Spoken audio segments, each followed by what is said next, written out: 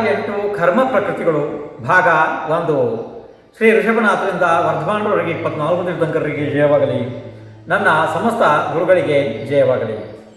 ಈಗ ನೀವು 148 ಕರ್ಮ ಪ್ರಕೃತಿ ಭಾಗ 1ರಲ್ಲಿ ಕೇಳ್ತಾ ಇದ್ದೀರಿ. ಶ್ರೀ ಋಷಭನಾಥರಿಂದ ವರ್ಧಮಾನರವರಿಗೆ 24 ತೀರ್ಥಂಕರರಿಗೆ ಜಯವಾಗಲಿ. ಜೈನ ಮಹಾಶಾಸ್ತ್ರಗಳನ್ನು ರಚಿಸಿದ ಆರ್ಷ ಆಗಮ ಪರಂಪರೆಯ ಸಮಸ್ತ ದಿಗಂಬರ ಗುರುಗಳು, ನನ್ನ ಶಿಕ್ಷಣ ಮತ್ತು ದೀಕ್ಷಾ ಗುರುಗಳಿಗೆ ವಿನಯದಿಂದ ಸಾಷ್ಟಾಂಗ ನಮಸ್ಕರಿಸಿ, ಅವರು ದಯಪಾಲಿಸಿ ತಿಳಿಸಿದಂತಹ ಮಹಾಶಾಸ್ತ್ರಗಳಲ್ಲಿ ಕರ್ಮಗಳ ವಿಷಯವನ್ನು ಆರಿಸಿಕೊಂಡು ಅತೀ ಸಂಕ್ಷಿಪ್ತವಾಗಿ ಹೇಳುತ್ತೇನೆ. ಇನ್ನು ಮುಂದೆ ಬರುವ ಅನೇಕ ಭಾಗಗಳು ಕರ್ಮ ಎಂಬ ಶಬ್ದವನ್ನೇ ಅರಿಯದ ಮುಗ್ಧರನ್ನು ಲಕ್ಷ್ಯದಲ್ಲಿ ಇರಿಸಿಕೊಂಡು ಮಾಡಲಾಗುತ್ತದೆ. ಮಹಾಶಾಸ್ತ್ರಗಳ ಸ್ವಾಧ್ಯಾಯದಲ್ಲಿ ನಿಪುಣರಾದವರು ಇದನ್ನು ಇಲ್ಲಿಗೆಯೇ ಬಿಟ್ಟು ಸ್ವಾಧ್ಯಾಯವನ್ನು ಮಾಡುವುದೇ ಲೇಸು. ಸಂಸಾರದಲ್ಲಿ ಅನೇಕ ಪ್ರಕಾರದ ಜೀವಗಳು ಕಂಡುಬರುತ್ತವೆ ಮತ್ತು ಅವುಗಳ ಅನೇಕ ಪ್ರಕಾರದ ವಿಚಾರಗಳು ಕೂಡ ಕಂಡುಬರುತ್ತದೆ.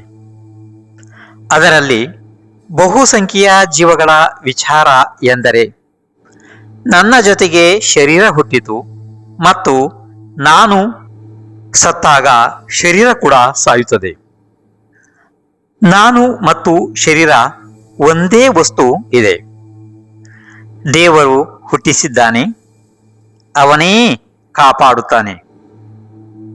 ಆದರೆ ನಿಜವಾದ ಸತ್ಯವು ಹಾಗೆ ಇಲ್ಲ. ಸಂಸಾರದಲ್ಲಿ ಜೀವವು ಅನಂತ ಪ್ರಕಾರದ ದುಃಖಗಳನ್ನು ಅನುಭವಿಸುತ್ತಾ ಇರುತ್ತದೆ. ಜೀವನಿಗೆ ಈ ರೀತಿ ಘೋರ ದುಃಖಗಳನ್ನು ಕೊಡುವವನನ್ನು ದೇವ ಎಂದು ಮನ್ನಿಸಿ ಭಕ್ತಿ, ಪೂಜೆ, ದಾನ, ಸೇವೆ ಆದಿ ಮಾಡುವುದು ಯಾವ ನ್ಯಾಯ ಇದೆ ಹೇಳಿರಿ? ನಿಜವಾಗಿಯೂ ಜೀವನಿಗೆ ಸಾಂಸಾರಿಕ ಸುಖ ದುಃಖಗಳು ಜೀವನು ತಾನೇ ಸಂಪಾದಿಸಿದ ಕರ್ಮಗಳಿಂದ ಆಗುತ್ತಾ ಇರುತ್ತದೆ. ಆದ್ದರಿಂದ ದುಃಖಗಳಿಂದ ತನ್ನನ್ನು ತಾನು ಉಳಿಸಿಕೊಂಡು ಶಾಶ್ವತ ಸುಖ ಪಡೆಯುವ ಇಚ್ಛೆ ಇದ್ದರೆ ಸ್ವಲ್ಪ ಮಟ್ಟಿಗಾದರೂ ಜಿನೇಂದ್ರ ದೇವರು ತಿಳಿಸಿದ ಕರ್ಮ ಸಿದ್ಧಾಂತದ ಜ್ಞಾನ ಅವಶ್ಯಕವಾಗಿ ಬೇಕೇ ಬೇಕು. ಸಂಪೂರ್ಣ ಶುದ್ಧರಾದ ಅನಂತಾನಂತ ಸಿದ್ಧ ಭಗವಾನರನ್ನು ಬಿಟ್ಟು ಉಳಿದ ಎಲ್ಲಾ ಸಂಸಾರಿ ಜೀವಗಳು ಕರ್ಮಗಳಿಂದ ಸಹಿತವೇ ಇದ್ದಾವೆ. ಕರ್ಮದ ಅರ್ಥ ಕ್ರಿಯೆ ಎಂದಾಗುತ್ತದೆ. ಅನಾದಿ ಕಾಲದಿಂದ ಜೀವನ ಜೊತೆಯಲ್ಲಿ ಇರುವ ಕರ್ಮಗಳ ಸಂಗ್ರಹಕ ಕೋಶ ಅಂದರೆ ಕಾರ್ಮಾಣು ಶರೀರ. ಜೀವನು ಮಾಡುವ ರಾಗ ದ್ವೇಷ ಭಾವಗಳಿಗೆ ಅನುಸರಿಸಿ ಹೊಸ ಕರ್ಮಗಳನ್ನು ಬಂಧಿಸಿಕೊಂಡು ಸಮಯ ಬಂದಾಗ ಉದಯದಲ್ಲಿ ಬಂದು ಜೀವನನ್ನು ನರಕ, ತಿರ್ಯಂಟ, ಮನುಷ್ಯ ಹಾಗೂ ದೇವಗತಿಗಳಲ್ಲಿ ಅನಂತ ದುಃಖಮಯವಾದಂತಹ ಜೀವನ ನಡೆಸುವಂತೆ ಮಾಡುತ್ತದೆ. ಎಷ್ಟು ಪ್ರಕಾರದ ಜೀವಗಳು ಸಂಸಾರದಲ್ಲಿ ಇವೆ, ಅಷ್ಟು ಪ್ರಕಾರದ ವಿವಿಧ ಕಲ್ಪನೆಗಳು ಇವೆ. ಆದರೆ ಯಾವುದೇ ಜೀವದ ಸ್ವಕಲ್ಪಿತ ವಿಚಾರದಿಂದ ಜೀವ ಕರ್ಮಗಳಿಂದ ಬಿಡುಗಡೆ ಹೊಂದಲಾರದು. ಮೊದಲು ಕರ್ಮಗಳಿಂದ ಯುಕ್ತ ಸಂಸಾರಿ ಇದ್ದು ನಂತರ ಅವುಗಳನ್ನು ಕ್ಷಯ ಮಾಡುವ ವಿಧಾನವನ್ನು ತನ್ನಲ್ಲಿ ಅಳವಡಿಸಿಕೊಂಡು ತಪ ಮಾಡಿ ಕೇವಲ ಜ್ಞಾನವನ್ನು ಪಡೆದು ಕರ್ಮ ಸಿದ್ಧಾಂತವನ್ನು ವಿಸ್ತಾರವಾಗಿ ಬೋಧಿಸಿ ಮುಕ್ತರಾದ ಸರ್ವಜ್ಞ ವಿತರಾಗಿ ಹಿತೋಪದೇಶಗಳಾದ ಜಿನದೇವರಿಂದ ಹೇಳಲಾದ ಶಾಸ್ತ್ರ ಮತ್ತು ಸಮ್ಯಕ್ ಗುರುಗಳ ಶರಣವನ್ನು ಹೊಂದಿ ಅತಿ ವಿನಯ ಇದರ ಜ್ಞಾನ ಸಂಪಾದಿಸಿ ಶ್ರದ್ಧೆ ಮಾಡಿ ಹಾಗೂ ಅದರಂತೆಯೇ ಆಚರಣೆ ಮಾಡಿ ನಾವು ಕೂಡ ಸಂಸಾರ ಮತ್ತು ಶರೀರಗಳಿಂದ ಆಗುವ ಅನಂತ ದುಃಖಗಳಿಂದ ಬಿಡುಗಡೆ ಹೊಂದಿ ಶಾಶ್ವತವಾದ ಮೋಕ್ಷ ಸುಖ ಪಡೆಯಬಹುದು. ನನ್ನ ಈ ಕೆಲಸಕ್ಕೆ ಜ್ಞಾನ ದಯಪಾಲಿಸಿದ ಮಹಾಶಾಸ್ತ್ರಗಳು ಗೊಮ್ಮಟ ಸಾರ, ಕರ್ಮಕಾಂಡ, ತತ್ವಾರ್ಥ ಸೂತ್ರದ ಟೀಕಾ ಗ್ರಂಥ, ಜೈನ ಧರ್ಮ ತಿಳಿಯಿರಿ. ಈ 3 ಮಹಾಶಾಸ್ತ್ರಗಳಿಗೆ ವಿನಯದಿಂದ ಸಾಷ್ಟಾಂಗ ನಮಸ್ಕರಿಸಿ ಮುಂದಿನ ವಿಷಯವನ್ನು ಪ್ರಾರಂಭಿಸುತ್ತೇನೆ.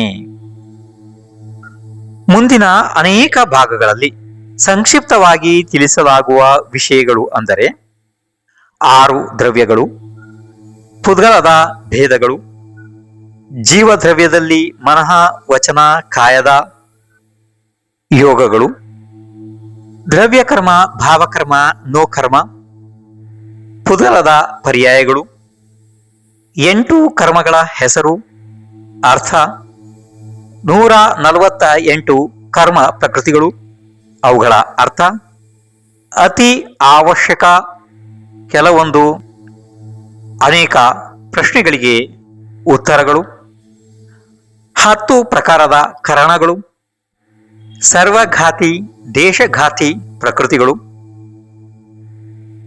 ಜೀವ ವಿಪಾಕಿ, ಪುದ್ಗಲ ವಿಪಾಕಿ, ಭವ ವಿಪಾಕಿ, ಕ್ಷೇತ್ರ ವಿಪಾಕಿ ಪ್ರಕೃತಿಗಳು, ಪುಣ್ಯ ಪಾಪ ಪ್ರಕೃತಿಗಳು ಆದಿ. ಅಂದ್ರೆ ಇನ್ನು ಬಹಳ ವಸ್ತುಗಳು ಇದಾವೆ. ಮುಂದಿನ ಅನೇಕ ಭಾಗಗಳಲ್ಲಿ ಒಟ್ಟು 278 ಪ್ರಶ್ನೆಗಳಿಗೆ ಉತ್ತರ ಇದೆ. ಈಗ ಪ್ರತಿಯೊಂದು ಪ್ರಶ್ನೆಗೆ ಅಂದ್ರೆ ಪ್ರಶ್ನೆ ಮತ್ತೆ ಉತ್ತರಗಳನ್ನ ನೀವು ಈಗಲೇ ಬರ್ಕೊಂಡು ಹೋಗ್ಬೇಕಾಗ್ತದೆ. ಯಾಕೆಂದ್ರೆ ಮುಂದೆ ಮುಂದೆ ಹೋಗ್ತಾ ನಿಮಗೆ ಮತ್ತೆ ಗೊಂದಲಕ್ಕೆ ಒಳಗಾಗ್ತದೆ. ಯಾಕೆಂದ್ರೆ ಹಿಂದಿನ ವಿಷಯ ಮುಂದೆ ಅರ್ಥ ಆಗೋದಿಲ್ಲ, ಮುಂದಿನ ವಿಷಯ ಹಿಂದೆ ಅರ್ಥ ಆಗೋದಿಲ್ಲ, ಆ ರೀತಿ ಆಗ್ಬೋದು. ಆದ್ರಿಂದ ಪ್ರತಿಯೊಬ್ಬರು ನೀವು ಒಂದು 200 ಪುಟದ ಒಂದು ಪುಸ್ತಕವನ್ನ ಇದಕ್ಕೋಸ್ಕರ ಇಡ್ಬೇಕಾಗ್ತದೆ. ಯಾಕೆಂತಂದ್ರೆ ಈಗ ಇನ್ನು ಮುಂದೆ ಪ್ರಶ್ನೆಗಳು ಬಹಳ ಬರುವಿದಾವೆ. ಅಂದ್ರೆ ಒಟ್ಟು 278 ಪ್ರಶ್ನೆಗಳಿಗೆ ಉತ್ತರ ಕೊಡಲಾಗ್ತದೆ ಈ ರೀತಿ. ಆದ್ರಿಂದ ನೀವು ಪ್ರಶ್ನೆ ಉತ್ತರದನ್ನ ಬರ್ಕೊಂಡು ಹೋಗ್ಬೇಕಪ್ಪ ಸ್ವಲ್ಪ. ಪ್ರಾರಂಭ. ಪ್ರಶ್ನೆ 1. ಲೋಕದಲ್ಲಿ ಒಟ್ಟು ಎಷ್ಟು ದ್ರವ್ಯಗಳು ಇವೆ? ಉತ್ತರ: 6 ದ್ರವ್ಯಗಳು ಇವೆ. ಅವುಗಳು ಜೀವದ್ರವ್ಯ, ಪುದ್ಗಲ ದ್ರವ್ಯ, ಧರ್ಮ ದ್ರವ್ಯ, ಅಧರ್ಮ ದ್ರವ್ಯ, ಆಕಾಶ ದ್ರವ್ಯ ಮತ್ತು ಕಾಲದ್ರವ್ಯ. ಪ್ರಶ್ನೆ 2. ಪ್ರತಿಯೊಂದು ದ್ರವ್ಯಗಳು ಎಷ್ಟೆಷ್ಟು ಸಂಖ್ಯೆಯಲ್ಲಿ ಇದ್ದಾವೆ? ಉತ್ತರ: ಜೀವ ದ್ರವ್ಯಗಳು ಅನಂತಾನಂತ, ಅಂದರೆ ಜೀವ ದ್ರವ್ಯಗಳು ಅನಂತಾನಂತ ಇವೆ. ಪುದ್ಗಲ ದ್ರವ್ಯದ ಪರಮಾಣುಗಳು ಜೀವ ದ್ರವ್ಯಗಳಿಗಿಂತ ಅನಂತ ಪಟ್ಟು ಹೆಚ್ಚು ಇವೆ. ಧರ್ಮ ದ್ರವ್ಯ 1 ಇದೆ, ಅಧರ್ಮ ದ್ರವ್ಯ 1 ಇದೆ, ಆಕಾಶ ದ್ರವ್ಯ 1 ಇದೆ. ಅಂದ್ರೆ ಇದು ನಾವು ನೀವು ಮಾಡುವಂತಹ ಆತ್ಮಧರ್ಮ ಅಲ್ಲ, ಇದು ದ್ರವ್ಯಗಳ ಹೆಸರಿದೆ. ಅದರ ಬಗ್ಗೆ ವಿಸ್ತಾರವಾಗಿ ಮುಂದೆ ಹೇಳಲಾಗುತ್ತದೆ. ಕೇವಲ ನೀವೀಗಿನ್ನ ಇಷ್ಟೇ ಬರ್ಕೊಡ್ರಿ ಸಾಕು. ಇನ್ನೊಂದ್ಸಲ ಕೇಳ್ರಿ. ಧರ್ಮ ದ್ರವ್ಯ 1 ಇದೆ, ಅಧರ್ಮ ದ್ರವ್ಯ 1 ಇದೆ, ಆಕಾಶ ದ್ರವ್ಯ 1 ಇದೆ.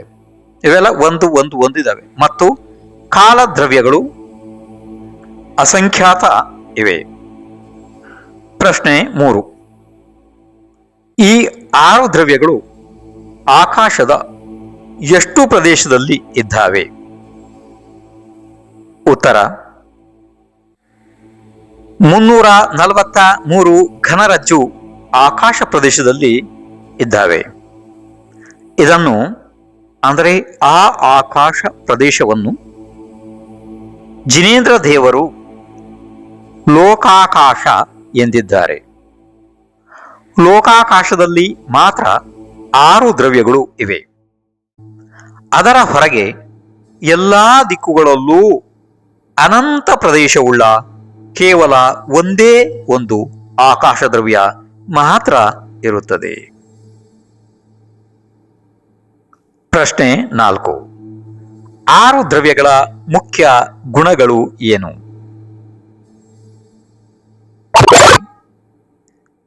ಜೀವದ್ರವ್ಯದ್ದು ಜ್ಞಾನ ದರ್ಶನ ಅಂದರೆ ಚೇತನಾ ಗುಣ. ಪುದ್ಗಲ ದ್ರವ್ಯದ್ದು ಸ್ಪರ್ಶ, ರಸ, ಗಂಧ, ವರ್ಣ ಗುಣಗಳು. ಧರ್ಮ ದ್ರವ್ಯದ್ದು ಸ್ವಯಂ ಗಮನ ಮಾಡುವ, ಜೀವ ಮತ್ತು ಪುದ್ಗಲಗಳಿಗೆ ಗಮನ ಮಾಡಲು ಉದಾಸೀನ ರೂಪದಲ್ಲಿ ಸಹಾಯ ಮಾಡುವ ಗುಣ. ದ್ರವ್ಯದ್ದು ಸ್ಥಿರ ನಿಲ್ಲುವಂತಹ ಜೀವ ಮತ್ತು ಪುದ್ಗಲಗಳಿಗೆ ನಿಲ್ಲಲು ಉದಾಸೀನ ರೂಪದಿಂದ ಸಹಾಯ ಮಾಡುವ ಗುಣ. ಆಕಾಶ ದ್ರವ್ಯದ್ದು ಸಮಸ್ತ ದ್ರವ್ಯಗಳಿಗೆ ಅಂದರೆ ಎಲ್ಲ ವಸ್ತುಗಳಿಗೆ ಇರಲು ಸ್ಥಳದ ಅವಕಾಶ ಕೊಡುವಂತಹ ಗುಣ.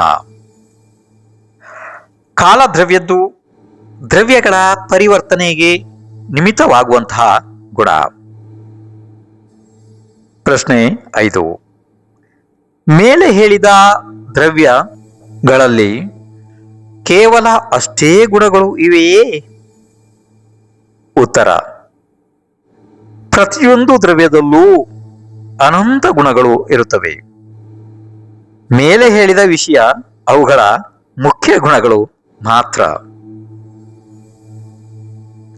ಪ್ರಶ್ನೆ 6.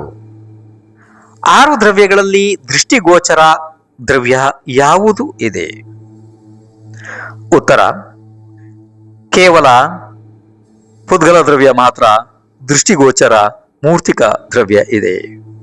ಉಳಿದ 5 ದ್ರವ್ಯಗಳು ಯಾವುದೇ ಇಂದ್ರಿಯ ಗೋಚರ ಇಲ್ಲ. ಅವು ಅಮೂರ್ತಿಕ ದ್ರವ್ಯ ಇವೆ. ಪ್ರಶ್ನೆ 7. ಪುದ್ಗಲ ಶಬ್ದದ ಅರ್ಥ ಏನು? ಉತ್ತರ: ಪುದ್ ಕೂಡಿಸು ಗಲ ಸಮ ಪುದ್ಗಲ. ಪುದ್ ಅಂದರೆ ಪೂರ್ಣವಾಗುವುದು, ಅಂದರೆ ಕೂಡುವುದು. ಗಲ ಅಂದರೆ ಕರಗುವುದು, ಅಂದರೆ ವಿಘಟನೆ ಆಗುವುದು, ವಿಯೋಗ ಆಗುವುದು ಎಂದು ಅರ್ಥವು. ಪ್ರಶ್ನೆ: ನಮಗೆ ಅನುಭವದಲ್ಲಿ ಬರುವ ಯಾವ ವಸ್ತುಗಳು ಪುದ್ಗಲ ದ್ರವ್ಯದ್ದಿದ್ದಾವೆ? ಉತ್ತರ: ಭೂಮಿ, ಸೂರ್ಯ, ಚಂದ್ರಾದಿ ಗ್ರಹಗಳು, ಶರೀರಗಳು, ಗಾಡಿ, ಮನೆ, ಭೋಜನ, ವಸ್ತ್ರ, ಶೀತ ಉಷ್ಣ ಆದಿ ಸ್ಪರ್ಶಗಳು, ಉಪ್ಪು ಹುಳಿ ಆದಿ ರಸಗಳು, ಸುಗಂಧ ದುರ್ಗಂಧ, ಕಪ್ಪು ಬಿಳಿಯಾದಿ ಬಣ್ಣಗಳು, ನಾನಾ ಪ್ರಕಾರದ ಶಬ್ದಗಳು ಎಲ್ಲ ಪುದ್ಗಲ ದ್ರವ್ಯದ ಪರ್ಯಾಯಗಳೇ ಇವೆ. ಪ್ರಶ್ನೆ 9. ನಮ್ಮ ಅನುಭವದಲ್ಲಿ ಬಾರದಿರುವ ಪುದ್ಗಲಗಳು ಇವೆಯೇ? ಉತ್ತರ: ಸೂಕ್ಷ್ಮ ಸ್ಕಂದಗಳು, ಅನೇಕ ಪ್ರಕಾರದ ವರ್ಗಣಗಳು, ತೈಜಸ ಮತ್ತು ಕಾರ್ಮಾಣು ಶರೀರಗಳು, ಇನ್ನು ಅನಂತ ಪುದ್ಗಲಗಳು ನಮ್ಮ ಇಂದ್ರಿಯ ಗೋಚರವಿರದ ಕಾರಣದಿಂದ ನಾವು ತಿಳಿಯಲಾಗುವುದಿಲ್ಲ. ಪ್ರಶ್ನೆ 10. ಪುದ್ಗಲದ ಮುಖ್ಯ ಭೇದಗಳು ಯಾವುವು? ಉತ್ತರ: ಅಣು ಮತ್ತು ಸ್ಕಂದ. ಇವು 2 ಮುಖ್ಯ ಭೇದಗಳು. ಪುದ್ಗಲ ದ್ರವ್ಯದ ಅತ್ಯಂತ ಚಿಕ್ಕದಾದ ಆಕಾರವು ಅಣು ಇದೆ. ಅಣುವನ್ನು ಭೇದ ಮಾಡಲು ಸಾಧ್ಯವಿಲ್ಲ. ಮತ್ತು ಸ್ಕಂದ ಎಂದರೆ 2 ಅಥವಾ ಅದಕ್ಕೂ ಹೆಚ್ಚು ಪರಮಾಣುಗಳು ಸೇರಿ ಉಂಟಾಗುವುದು. ಪುದ್ಗಲ ಸ್ಕಂದ ಇದೆ. ಸ್ನಿಗ್ಧ ಮತ್ತು ರೂಕ್ಷ ಅಥವಾ ರೂಕ್ಷ ಗುಣಗಳು ಇರುವುದರಿಂದ ಪುದ್ಗಲ ಪರಮಾಣುಗಳು ಒಂದನ್ನು ಒಂದು ಬಂಧಿಸಿಕೊಂಡು ಸ್ಕಂದ ರೂಪ ಆಗುತ್ತವೆ. ಪ್ರಶ್ನೆ 11. ಎಲ್ಲ ಸ್ಕಂದಗಳು ನಮಗೆ ಇಂದ್ರಿಯ ಗೋಚರ ಆಗುತ್ತವೆಯೇ? ಉತ್ತರ: ಕೆಲವೊಂದು ಆಗುತ್ತವೆ ಮತ್ತೆ ಕೆಲವೊಂದು ಆಗುವುದಿಲ್ಲ. ಪ್ರಶ್ನೆ 12. ಆಕಾರದ ಅಪೇಕ್ಷೆಯಿಂದ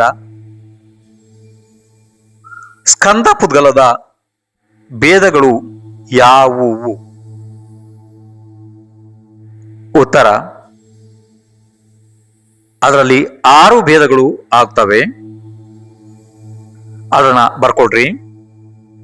1. ಸ್ಥೂಲ ಅಂದರೆ ಯಾವುದು ಒಡೆದ ನಂತರ ಸ್ವತಃ ತಾನಾಗಿಯೇ ಜೋಡಿಸಲ್ಪಡುವುದಿಲ್ಲ, ಅದು ಸ್ಥೂಲ ಇದೆ. ಉದಾಹರಣೆಗೆ ಕಲ್ಲು, ಕಟ್ಟಿಗೆ, ಹಲಗೆ, ವಸ್ತ್ರ, ಪಾತ್ರೆ ಆದಿ ಅನೇಕ ವಸ್ತುಗಳು. ಈಗ ಇದರಲ್ಲಿ 2ನೇ ವಿಷಯ ಸ್ಥೂಲ ಅಂದರೆ ಯಾವುದು ಅಂದರೆ ಯಾವುದನ್ನು ಭೇದ ಮಾಡುವುದರಿಂದ ಮತ್ತೆ ತಾನಾಗಿ ಕೂಡಿಕೊಳ್ಳುತ್ತದೆ, ಅಂದರೆ ಒಂದಾಗುತ್ತದೆ. ಉದಾಹರಣೆಗೆ ನೀರು, ಹಾಲು, ಎಣ್ಣೆ ಆದಿ ಅನೇಕ ವಸ್ತುಗಳು. ಇನ್ನೀಗ ಇದರಲ್ಲಿ 3ನೇ ವಿಷಯ ಸ್ಥೂಲ ಸೂಕ್ಷ್ಮ ಎಂದರೆ ಯಾವುದು ಅಂದರೆ ಯಾವುದನ್ನು ಕಣ್ಣಿನಿಂದ ನೋಡಬಹುದು ಆದರೆ ಹಿಡಿಯಲು ಬರುವುದಿಲ್ಲ. ಅದನ್ನು ನೇತ್ರ ಇಂದ್ರಿಯ ಅಂದ್ರೆ ಕಣ್ಣು ಗ್ರಹಿಸಿದರೂ ಕೂಡ ಉಳಿದ ಇಂದ್ರಿಯಗಳಿಂದ ಅದು ಗ್ರಹಣ ಆಗುವುದಿಲ್ಲ. ಉದಾಹರಣೆಗೆ ನೆರಳು, ಬಿಸಿಲು, ಕತ್ತಲೆ, ಬೆಳದಿಂಗಳು ಆದಿ. ಇದರಲ್ಲಿ 4ನೇ ವಿಷಯ ಸೂಕ್ಷ್ಮ ಸ್ಥೂಲ ಅಂದರೆ ಯಾವುದು ಕಣ್ಣಿನಿಂದ ಕಾಣುವುದಿಲ್ಲ ಆದರೆ ಸ್ಪರ್ಶನ ಇಂದ್ರಿಯ, ರಸನ ಇಂದ್ರಿಯ, ಘ್ರಾಣ ಇಂದ್ರಿಯ, ಕರ್ಣೇಂದ್ರಿಯ ಈ 4 ಇಂದ್ರಿಯಗಳಿಂದ ಗ್ರಹಿಸಬಹುದಾದ ಗಾಳಿ, ರುಚಿ, ವಾಸನೆ, ಶಬ್ದ ಆದಿ. ಈಗ ಇದರಲ್ಲಿ 5ನೇ ವಿಷಯ ಸೂಕ್ಷ್ಮ ಅಂದರೆ ಯಾವುದೇ ಇಂದ್ರಿಯಗಳಿಂದ ತಿಳಿಯಲು ಸಾಧ್ಯ ಇಲ್ಲ ಮತ್ತು ಬೇರೆಯ ಪುದ್ಗಲಗಳಿಂದ ನಿಲ್ಲಿಸಲು ಸಾಧ್ಯ ಇಲ್ಲ ಮತ್ತು ಬೇರೆಯ ಪುದ್ಗಲಗಳನ್ನು ಸ್ವತಃ ತಾನು ನಿಲ್ಲಿಸುವುದೂ ಇಲ್ಲ, ಅಂದರೆ ತಡೆಯುವುದಿಲ್ಲ, ಅಂದರೆ ತಡೆಯುವುದೂ ಇಲ್ಲ, ತಡೆಸುವುದೂ ಇಲ್ಲ. ಉದಾಹರಣೆಗೆ ಕಾರ್ಮಾಣು ಶರೀರ. ಇನ್ನು 6ನೇ ವಿಷಯ ಇದರಲ್ಲಿ ಈಗ ಸೂಕ್ಷ್ಮ ಅಂದರೆ ಶುದ್ಧ ಪುದ್ಗಲ ಪರಮಾಣು. ಈಗ ಪ್ರಶ್ನೆ 13 ಪರ್ಯಾಯ ಎಂದರೆ ಏನು? ಉತ್ತರ ಅವಸ್ಥೆಯನ್ನು ಪರ್ಯಾಯ ಎನ್ನುತ್ತಾರೆ. ಪ್ರತಿಯೊಂದು ವಸ್ತುಗಳು ಪ್ರತಿ ಸಮಯವೂ ಹೊಸ ಪರ್ಯಾಯವನ್ನು ಹೊಂದುತ್ತವೆ. ಪ್ರಶ್ನೆ 14 ಪುದ್ಗಲ ದ್ರವ್ಯ ಪರ್ಯಾಯಗಳು ಯಾವುವು? ಉತ್ತರ ಶಬ್ದ, ಬಂಧ, ಸೂಕ್ಷ್ಮತೆ, ಸ್ಥೂಲತೆ, ಸಂಸ್ಥಾನ, ಭೇದ, ಕತ್ತಲೆ, ನೆರಳು, ಉಷ್ಣತೆ, ತಂಪು, ಉದ್ಯೋತ. ಇವು ಅಂದರೆ ಉದ್ಯೋತ ಅಥವಾ ತಂಪು ಇದ್ರ ಬಗ್ಗೆ ನಾಳೆ ಹೇಳಲಾಗ್ತದೆ. ವಿದ್ಯಾಭೂಷಣ್ ಮಹಾರಾಜರ ಆ್ಯಪ್ ಅನ್ನು ಡೌನ್ಲೋಡ್ ಮಾಡಿಕೊಳ್ಳಲು ಪ್ಲೇಸ್ಟೋರ್ ಅನ್ನು ಓಪನ್ ಮಾಡಿ ಹಾಗೂ ಟೈಪ್ ಮಾಡಿ ವಿದ್ಯಾಭೂಷಣ್ ಮಹಾರಾಜರ ಫೋಟೋ ಕಾಣಿಸುತ್ತೆ, ಅದರ ಮೇಲೆ ಕ್ಲಿಕ್ ಮಾಡಿಕೊಳ್ಳಿ ಹಾಗೂ ಆ್ಯಪ್ ಅನ್ನು ಇನ್ಸ್ಟಾಲ್ ಮಾಡಿಕೊಳ್ಳಿ ಹಾಗೂ ನಿಮಗೆ ಬೇಕಾದ ಶಾಸ್ತ್ರದ ಸ್ವಾಧ್ಯಾಯವನ್ನು ಆಡಿಯೋ ಮೂಲಕ ಕೇಳಿ ತಿಳಿದುಕೊಳ್ಳಿ. ಯೂಟ್ಯೂಬ್ ಚಾನಲನ್ನು ಸಬ್ಸ್ಕ್ರೈಬ್ ಮಾಡಿ, ಲೈಕ್ ಮತ್ತು ಶೇರ್ ಮಾಡಿ.